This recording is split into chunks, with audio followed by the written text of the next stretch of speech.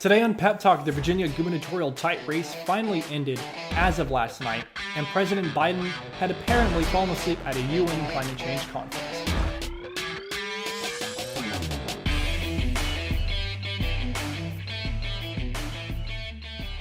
Alrighty, so the first of which we want to talk about tonight is the Virginia gubernatorial election. So, last night, the Republican Glenn Youngkin actually defeated the Democrat Terry McAuliffe in a state that Biden won last year in the 2020 presidential election by 10 whole points. So this was a very unexpected outcome. It was a very important outcome for many reasons. The first of which is that this state hasn't gone red in a presidential election in over a decade, since 2004. And not only that, but when you look at the various counties throughout Virginia and you see the wide margins of Youngkin's victory of McAuliffe, you just get to see how much more Republicans showed up at the polls over Democrats. For instance, in Chesterfield County, Virginia, which is right outside the capital of Richmond, Biden won this county last year by 7 whole points, whereas last night Youngkin actually won it by 10. And not only that, but in another county, Virginia Beach City County, last year Biden won it by 5 whole points, whereas last night Youngkin actually won it by almost 20 whole points. And this was a wide trend over all these counties in Virginia, which is just exemplifying the fact that Youngkin's victory of McAuliffe was a drastic one. It was a big victory for Republicans in Virginia last night. And what's really important about this is that a lot of people saw this race as a referendum on the Biden presidency and Democrats as a whole. And not only that, but also as an indication of what is to come in future elections in 2022 and 2024. And it's not just me saying this, it's actually Vice President Kamala Harris saying this. It's a close election, and it is a bellwether for what happens in the rest of the country. So now that we know that, you might be wondering, well, how did this happen? How did a Republican win in such a blue state? Well, let me tell you. So last night, most of the polls showed that people were voting based on the number one problem being education. So Terry McAuliffe and Democrats have been pushing lots of things in education that parents just weren't happy about. The first of which is this idea of implementing critical race theory in the public education system. Now, you might not know what critical race theory is, and so I'm just going to tell you a couple of quotes from the actual authors of critical race theory so that you kind of get a broad sense of what it is and kind of understand in a nutshell what it means when people say critical race theory. So, according to direct quotes from Richard Delgado and Gene Stefanczyk, some of the actual authors of the legal theory, critical race theory, quote, "Racism is the common everyday experience for most people of color in this country. There are systems of oppression that serve important purposes, both psychic and material, for the dominant group, mainly whites.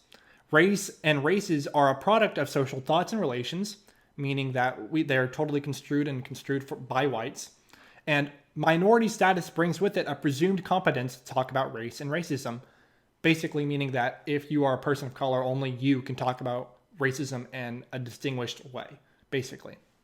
So that is what critical race theory is in a nutshell, in a very broad sense, as these are direct quotes from some of the very authors of the legal theory deemed critical race theory. And a lot of parents just weren't happy with this. They didn't want their kids being taught that, well, if you're white, you are a bad person. People just didn't want that being taught in schools.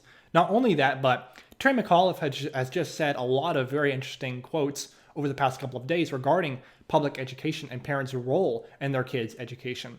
The first of which is in a debate. He actually said that parents should not have a say in what their children are learning in the public education system. Here's a video of him saying that now. I don't think parents should be telling schools what they should teach. Now, not only that, but he also went on to say later on that there were just too many white teachers in Virginia's public education system. Here's a video of him saying that. Our students of color, and yet 80% of the teachers are white. We all know what we have to do in a school to make everybody feel comfortable in school. So let's diversify. Now, with the push for critical race theory, with the push that parents shouldn't be discussing what their children are learning in schools, with the push that there are too many white teachers in schools, parents were just simply fed up with this and voted majoritively for Youngkin, much more over McAuliffe. They were just put up with all of what McAuliffe was saying in regards to public education, as it was the number one issue as indicated by the exit polls. Now, not only this, but there were a lot of other events that were just occurring throughout this race that really pushed voters over to Youngkin's side. One of which is there were multiple groups trying to paint Youngkin in a very interesting light, in a very demeaning, racist light. So, for one instance, I want to direct our attention to this photo here. We have these men, and one of which is a woman actually, dressing up as white supremacists in front of Glenn Youngkin's bus. So this was actually put on by a group called the Lincoln Project in an attempt to frame Youngkin as a white supremacist or a racist. But as you can see, this was easily debunked pretty quickly, as people saw that one of them was actually a woman and the one was an African-American male.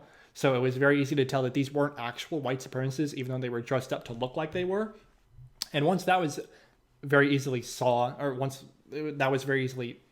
noticed, people found out that actually was the Lincoln Project that put this stunt together, which is a group of ex-Republicans, now like Democrats, trying to basically help Democrat voters win elections.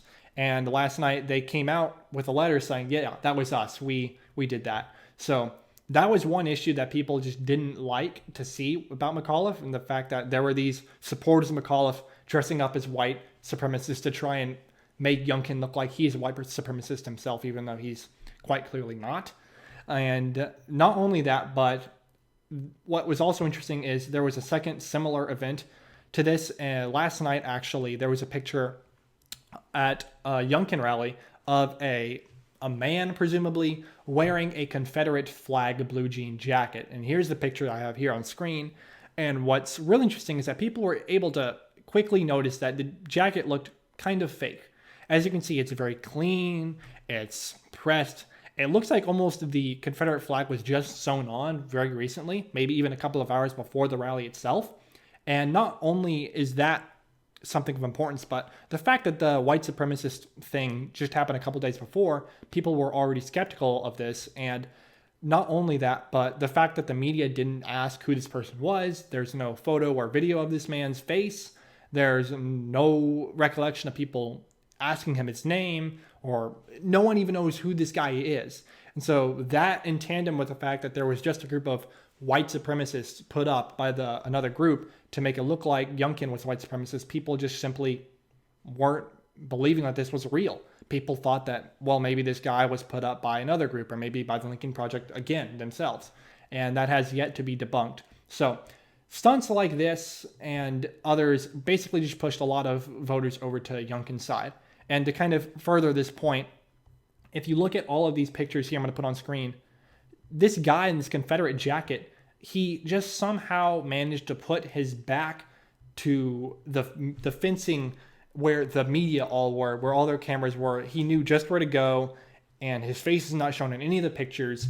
And yet, in this clean-pressed new jacket, this Confederate jacket, he just leans back up against this fence in front of all the cameras to show that he's wearing this jacket. And people just were very hesitant to believe that this was real, given the fact that just a couple of days before that, there was a fake group of white supremacists trying to make Youngkin out to look like a white supremacist himself, when in fact he's not. So with these two events occurring, with CRT being pushed, with the fact that McAuliffe was saying that parents should not be having a voice in what their children are learning in schools, people just basically got fed up with the Democratic Party at this point, and with McAuliffe more specifically in Virginia, and decided to vote for Youngkin. And this was especially true for a lot of independents in the state.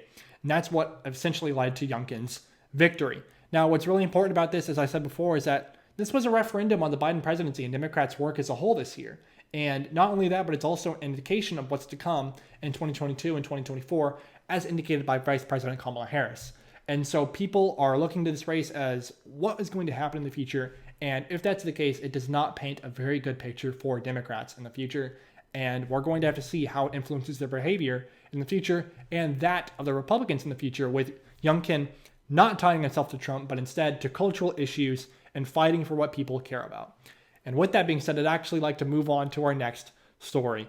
So at this UN climate change conference that happened over the weekend, there is a quick video that I just want to show you that I find hilarious and kind of sad, honestly. But our President Biden of the United States of America, is apparently falling asleep at this conference. And he actually has to be woken up by an aide later on throughout the speech in order to be awake to applaud at the very end. Here's a video of that. On behalf of everyone, disabled and non-disabled all around the world, I call on you to commit to concrete actions to stop the destruction of this magnificent planet. This conference is one of the most important meetings in history. You have the chance to make decisions and reach agreements which will affect the lives of generations to come. You are in a position of extraordinary power. You can change forever the trajectory we are on. You can make a world that is once again full of hope, not fear. This is my message from Earth to come. On behalf of We the 15, I ask you, please help us to guarantee a safer future for every life, regardless of their ability.